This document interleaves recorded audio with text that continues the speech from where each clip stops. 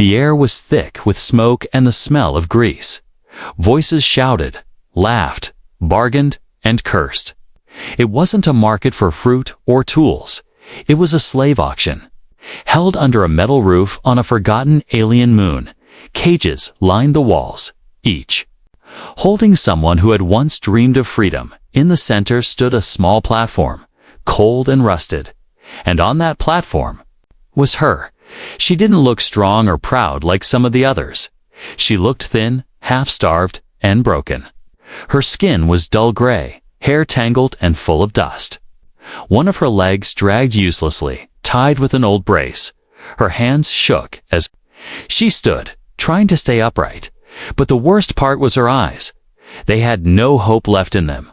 Only silence, no takers. "Come on, a live one," she breathes, "don't she?" The auctioneer yelled, laughing. He banged his fist on the podium. Just one credit. A single credit for this worthless thing. "Someone take her." The crowd only laughed louder. "She's broken." One shouted, "Looks diseased." Another called out. A tall alien spat near the platform. "I wouldn't take her for free. Maybe good for feeding beasts." Someone joked, and more laughter followed. The girl didn't cry. She had cried too many times already. Tears didn't work here. Pain didn't matter. She stared at the ground, already ready for the cage again. Or, worse, the trash chute. They always said it. Worthless ones don't get fed. Useless ones are better recycled. The auctioneer shook his head in fake sadness. "Last call, folks. Going once. Going twice." He raised his hammer in the air, ready to end it. Then someone moved. A quiet sound in the crowd. A bootstep on gravel. All heads turned. It was a human. He looked different from the others. Worn brown coat, quiet eyes. A small satchel slung over his shoulder. He didn't laugh, didn't speak, didn't even look at the crowd. He just raised one hand and held out a credit chip. The auctioneer blinked. "You serious, stranger?" The man nodded slowly. "One credit," he said calmly, "for her." The laughter stopped for a moment, then came back twice as loud. Humans got rocks in his head. He buying trash. Maybe he likes broken toys, but the human didn't care. He walked forward, slow and steady, and climbed the platform. The girl lifted her head slightly, confused, afraid. He reached out not to grab Herb, to offer her a small piece of cloth, a blanket. She flinched, thinking he was going to hit her, but the hand never hurt her. It just waited, open and patient. Her eyes narrowed, unsure. The auctioneer grinned. "She's all yours. Human, no refunds." He stepped back, letting the scene play out. The man placed the cloth gently over her shoulders. "You're safe now," he said, barely a whisper. The girl didn't believe it. Safe. What did that mean? No one had said that word to her before, not in kindness. She didn't move, not yet. But something flickered in her eyes. Something small and hard to notice. Not hope, not yet, but a question. The human turned and walked slowly. He didn't pull her, didn't chain her. He just walked, trusting her to follow. And after a few seconds, she did. One limp step, then another, down the stairs, past the staring crowd. Some still laughed. Others shook their heads. "She bite you," someone warned. "She run," another said. But the human didn't turn around. He walked until they were out of sight, out of the noise, out of the cage-filled walls. The girl followed, still clutching the cloth like it was a shield. She didn't know who he was or what he really wanted. She didn't trust him. Not yet, but something about him felt different. He didn't look at her like trash. He didn't call her thing, or beast, or broken. He called her girl, just girl. And in this cruel galaxy, that small word felt heavier than gold. Asterisk, the ship was small, nothing special to look at. Its paint was scratched. One engine sputtered during takeoff, and the metal walls were dull gray. But to her, it was something more. It was quiet, warm, and for the first time in her life. No one screamed inside it. She sat in the corner of the cargo hold, knees pulled to her chest, the blanket still wrapped around her shoulders. It smelled like machine oil and old leather, but it was soft, softer than the chains she had worn all her life. The human didn't talk much. He moved carefully, like someone who didn't want to scare a wild animal. He placed a metal bowl in front of her, filled with something warm. Soup, maybe. It steamed gently, filling the air with a strange but good smell. She didn't move. She stared at the bowl, then at him. Was this another trick? Eat the food, get punished later. It had happened before. She reached out slowly, ready to snatch it and pull back like a thief. But he held up his hand. Slow, he said. You don't have to steal. His voice was quiet. Not kind exactly, but not harsh either. Just calm. Her hand froze midair. She lowered it carefully. Like her bones were made of glass. She picked up the bowl and brought it close, sniffing it, still suspicious, still afraid. Then she took the first sip. It burned her tongue, but it was good. Salty, thick, filling. Tears welled up in her eyes again, but she blinked them away fast. No, she wouldn't cry in front of him. Not for soup, not for kindness, not for anything. He didn't sit close. He didn't ask questions. He just leaned against the wall, watching the stars roll past the window. I'm called Mason, he said finally. Without turning, what do they call you? She looked up at him, confused. Name. She didn't have one. Names were for people. She had been number 48, cargo, runt, and once. Just it. He glanced back at her, saw the confusion in her eyes, and nodded slowly. No name. He rubbed his chin, thinking, all right, he said. We'll fix that later. For now, just eat. And so she did. For the first time in days, maybe weeks, she ate until her stomach hurt. Mason left her a small bottle of water, a new blanket, and a folded cloth she didn't understand until he said, pillow. Then he walked into the next room, shut the door, and left her alone. Alone, but not caged, not chained, not kicked, not screamed at, not touched, just alone. She didn't know how to sleep like this, with no fear, no shouting, no collar on her neck. She stayed up most of the night, eyes wide open, watching the small blinking lights on the walls, listening to the soft hum of the ship, waiting for it all to turn bad again. But it didn't. Morning came quietly, or whatever passed from morning in space. Mason returned with a cup of something darky, called it coffee, and handed her a round object, bread. He said. She chewed slowly, staring at him. Why was he doing this? He sat down near the pilot chair and tapped a screen. We'll stop at a station tomorrow, he said, mostly to himself. You'll need new clothes. She looked down at her worn rags, barely hanging together, and pulled the blanket tighter. Embarrassed, Mason noticed, but said nothing. He just added, and shoes. Your foot looks bruised. She stared at him like he was mad. Shoes, clean clothes. That was for people with value, people with names, people who weren't her, still. He treated her like she mattered. He never asked why she limped, or why she flinched at every movement. He didn't grab her when she passed, didn't lock her in. He just gave her time, space, and warmth. And something deeper, something strange. He gave her silence. But not the silence of fear, the silence of peace. Late that night, as she curled in the corner again, she whispered one word to herself. It felt strange on her tongue. Girl. He had called her that. Like it meant something, like she could be something. She whispered it again, softer this time, and for the first time in her life. She didn't dream of chains. She dreamed of stars, and a human who didn't laugh at her scars. The hallway lights were dim. The hum of the engine was steady. Mason had fallen asleep in the pilot chair. His coat rested over his chest. Rising and falling with each breath, he looked calm, peaceful, unguarded. That was her chance. The girl moved without a sound. Her bare feet touched the cold floor.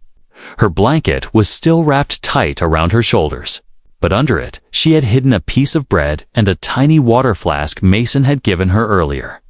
She didn't want to steal, but she didn't know how to stay. Trusting someone wasn't something she was born knowing. It was something others beat out of her back then, when she was nothing but cargo.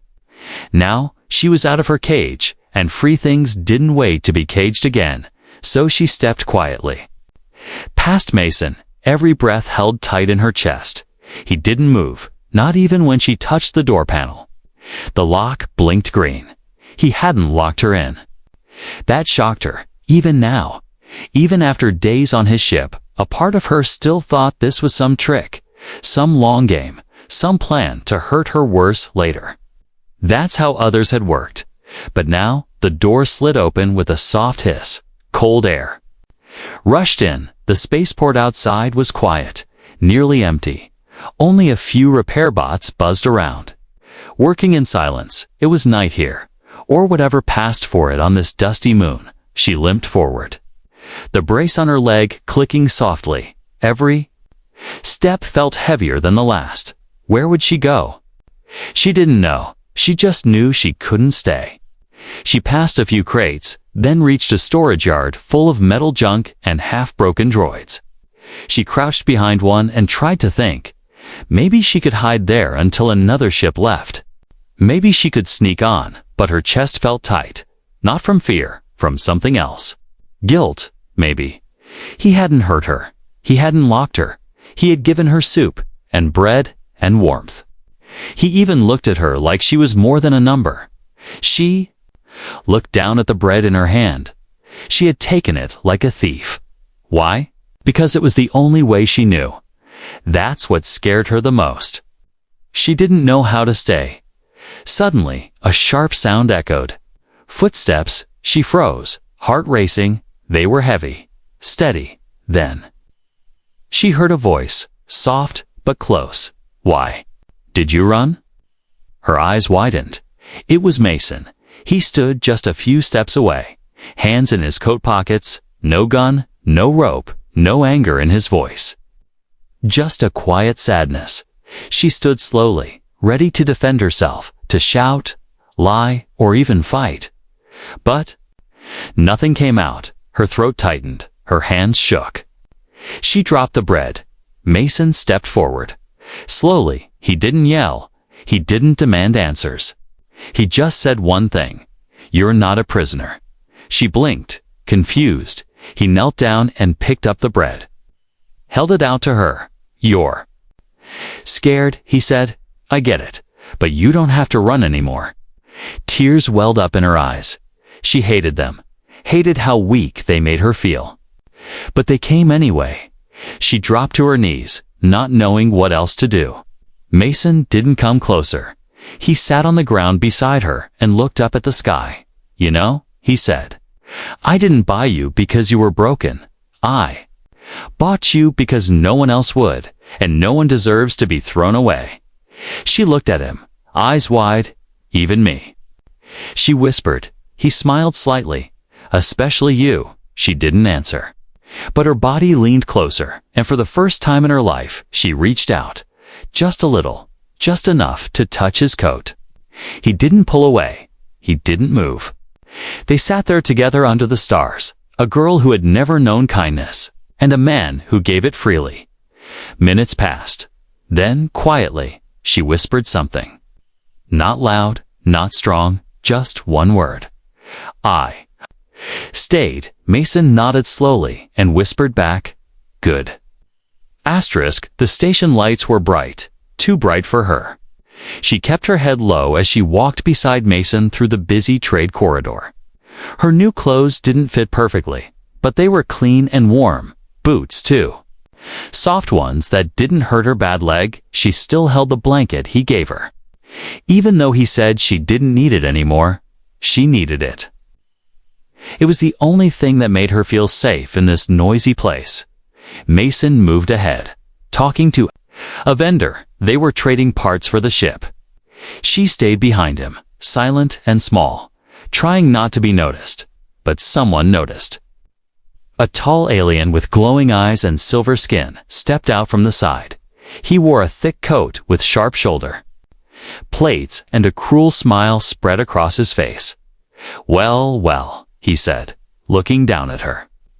"Where'd you come from, little pet?" Her body froze. The words slammed into her mind like a chain whip.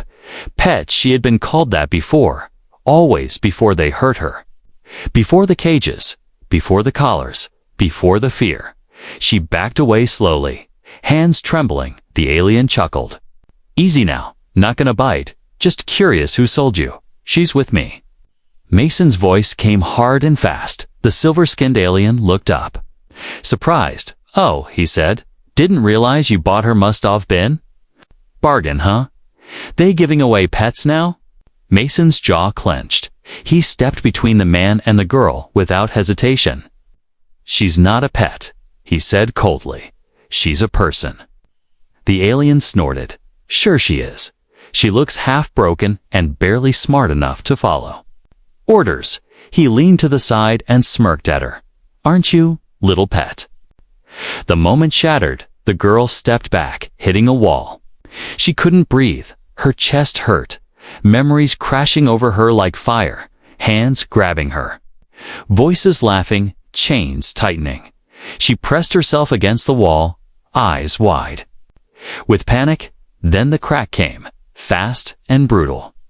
Mason's fist smashed into the alien's face. The silver-skinned traitor stumbled back, nose bleeding blue liquid. He growled and reached for his weapon, but Mason was already moving. He grabbed the alien's wrist, twisted it hard, and slammed him against a crate. People gasped, backed away. Some shouting for security, but Mason didn't care. He stood over the alien, breathing hard. "You don't talk to her like that," he said, voice low and dangerous. "You don't look at her like that. She's not your joke, Mason." Growled, "And she's not your property if I ever see you near her again." He didn't finish the threat. He didn't have to. Two station guards arrived and dragged the silver alien away.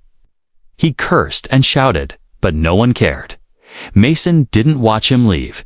He turned around, fast, and rushed back to the girl. She was still pressed to the wall, shaking. Her blanket had fallen. Her arms were wrapped around herself like she was trying to disappear. Mason knelt in front of her. "Hey," he said softly. "It's okay. It's over. I'm here." She didn't answer. She couldn't, but her eyes found his. And in those eyes, he saw the fear he thought was fading. Back again, just like before. "I'm sorry," he whispered. "I didn't protect you fast enough." That made her blink. She stared at him like she didn't understand he was sorry. For her? Hey. No one had ever said that. He reached for her hand. Slowly, she let him take it. His grip was warm, steady. He helped her up, wrapped the blanket back around her. Then he guided her through the crowd, back to the ship. He didn't say another word until the doors closed behind them. Then he looked at her again. "You're not a pet," he said quietly. "You're not a thing. You're someone." She stared at him, heart still pounding. "Why did you hit him?" she asked, her voice barely a whisper. Mason looked down, then back at her. "Because he treated you like something I won't let you be again." She didn't know what to say. No one had fought for her before. Not once. Not ever. That night. She sat on the edge of the bed Mason had built for her. Her hand touched the place where he had held hers. Warmth still lingered there. She didn't cry. Not this time. This time, she just whispered one word. A word she hadn't dared say for years. Safe. And for once, she believed it. The ship was quiet, not the kind of quiet that makes you nervous, but the kind that wraps around you like a soft blanket. Still, the girl couldn't relax. Not tonight. She sat in the corner of her room, her back to the wall. A small mirror sat in her hands, cracked, old, but enough to show her what she didn't want to see. She ran her fingers along the lines on her face, the faded bruises on her neck. The ridges on her temple where old metal implants had once been, Mason had given her everything: clothes, food, freedom, kindness. But he hadn't seen this. He hadn't seen the real her, not the parts they tried to cut away, not the scars they left behind, not the strange ridges under her skin that marked her as less than in the galaxy's eyes. She remembered what the traders used to say. She's not pure. She's been modified too much. No one will take her now. Put her in the back. Maybe some scrap dealer will take her. And now, Mason, this quiet, kind, strange human, had treated her like she was someone. But what would he say once he saw? Once he knew? Would he push her away too? The mirror trembled in her hands. She set it down and stood slowly. It had to be tonight. She couldn't live in fear of the moment anymore. She stepped out of the room barefoot, walking softly through the corridor. The lights were dimmed, and the stars outside glowed faintly through the ship's windows. Mason was sitting at the table, reading from a small datapad. He looked up and gave her a calm nod. "You okay?" he asked, voice low. She didn't speak, just walked forward. Stopping a few steps in front of him, her fingers found the edge of the hood she always wore. Then the scarf around her neck. She took a deep breath and pulled both away. Her face was fully visible now. The lines of her alien features, the dark veins at her temples, the old surgical scars that wrapped around the side of her skull like cracked glass. She didn't hide anything. She stood still, frozen in fear. She waited for him to flinch, to turn away, to look down in shame. But he didn't. Mason looked at her face, at all of it. Not just the scars, not just the damage, but the strength it took for her to stand there. Exposed, she lowered her gaze slowly, her voice barely more than a breath. I don't look right," she said. "They changed me, cut me, said I was ugly, broken, less than a real girl." She waited again. Mason set his datapad down. He leaned forward slightly, elbows on the table, and then, in a voice steady as always, he said, "You look like someone who survived hell." Her eyes snapped up. He didn't smile, didn't try to make her laugh. He just looked at her with quiet respect.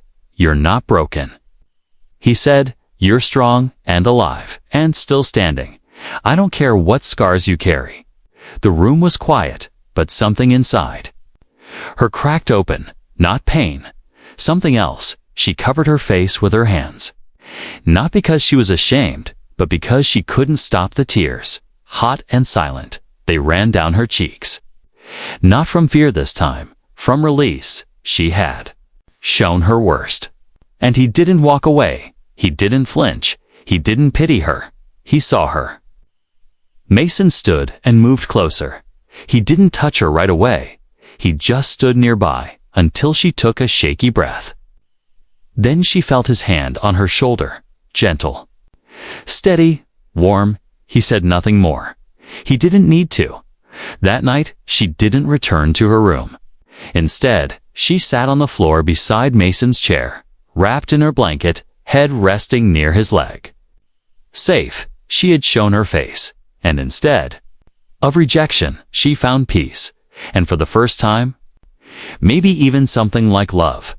Not the kind with flowers or pretty words, but the kind built on trust, on truth, on seeing the worst of someone and staying anyway.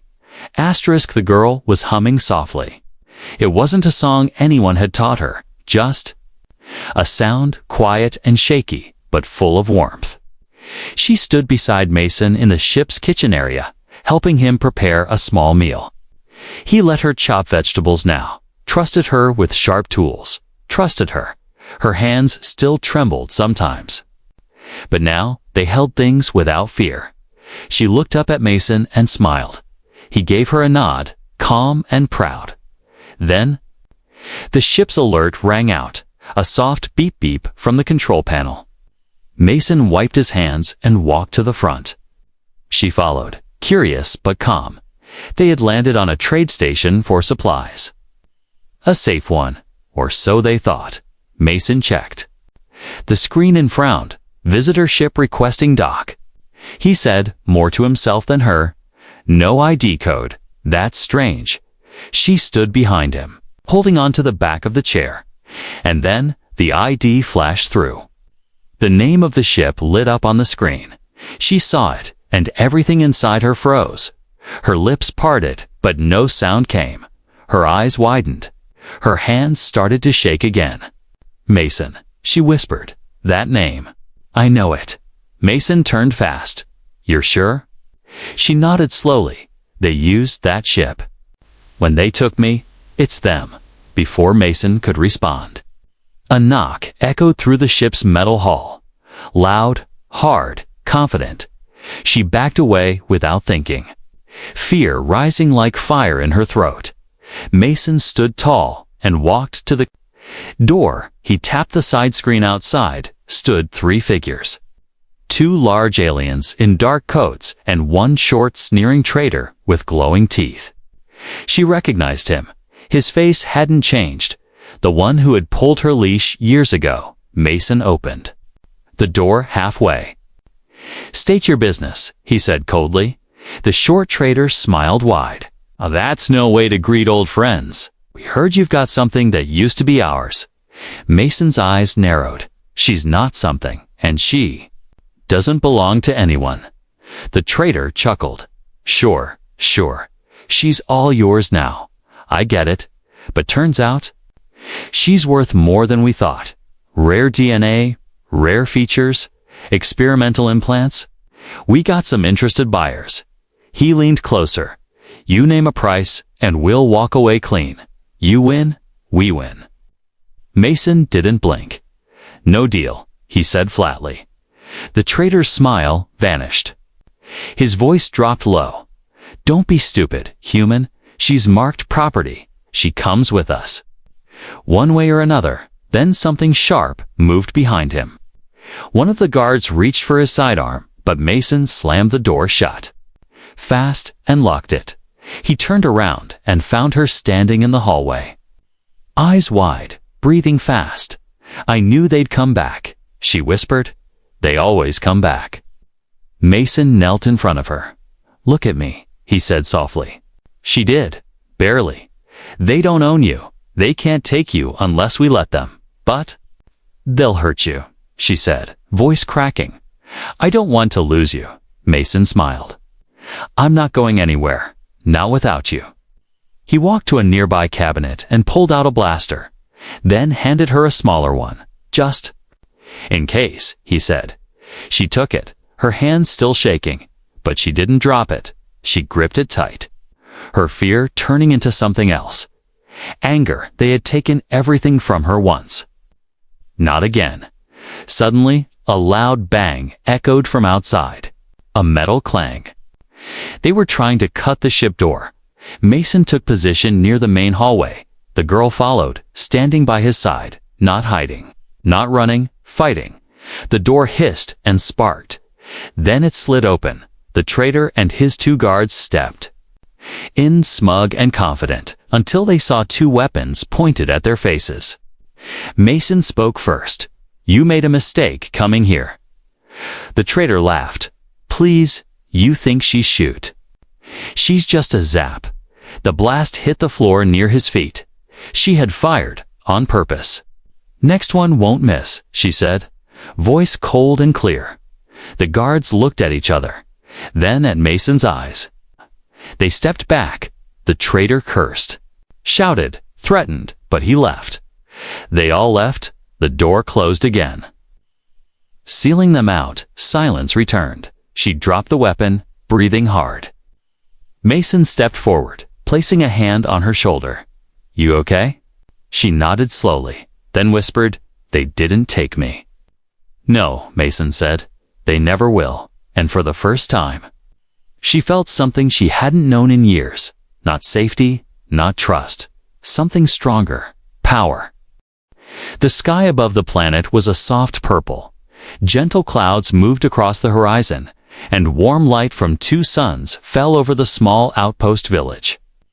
Children ran through the dusty streets, laughing, Vendors sold fruit and tools in open stalls. And near the center, just outside a small medical tent, the alien girl stood with her eyes closed and her face lifted to the sky. Her scars hadn't faded. Her body still carried every mark. But now, she stood tall, her shoulders back, her eyes bright. She wore a simple white tunic and her favorite brown boots, the same ones Mason had helped her choose.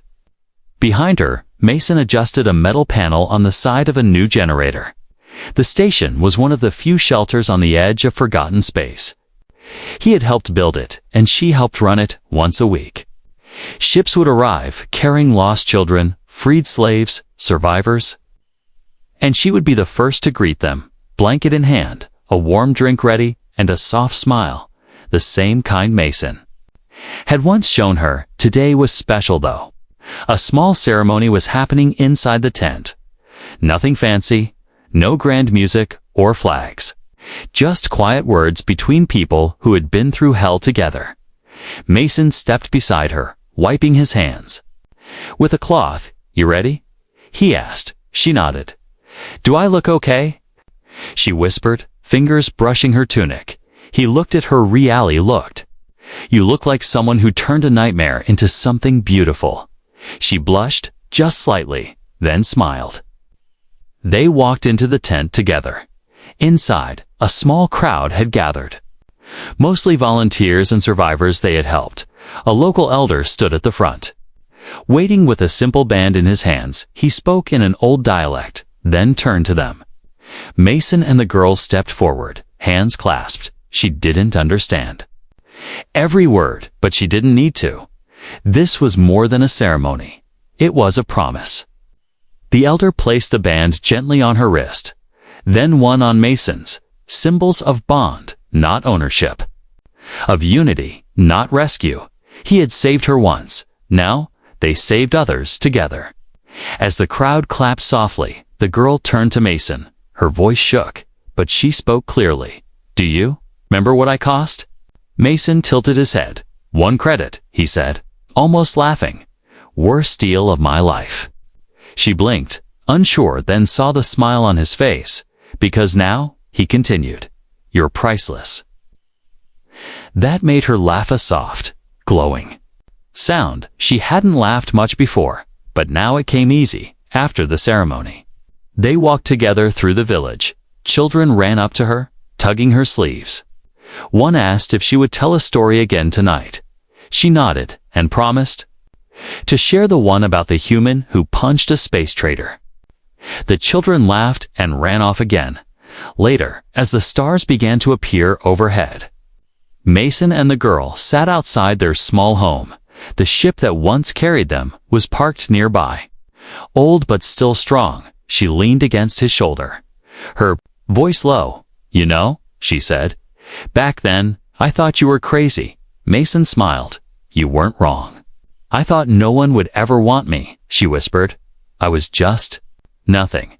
He reached over and took her hand. "You were never nothing," he said. "You were just waiting to be seen." Silence settled between them again. Not the silence of fear or loneliness, but of peace, and under the stars, those same stars that once watched her suffer, she now lived, breathed, and smiled. She had been sold for nothing, thrown away, forgotten, but one human had stepped forward, seen her, fought for her, stood by her now. She was no longer a number, no longer a slave. She was a protector, a teacher, a builder of a better place. And to him, she was everything.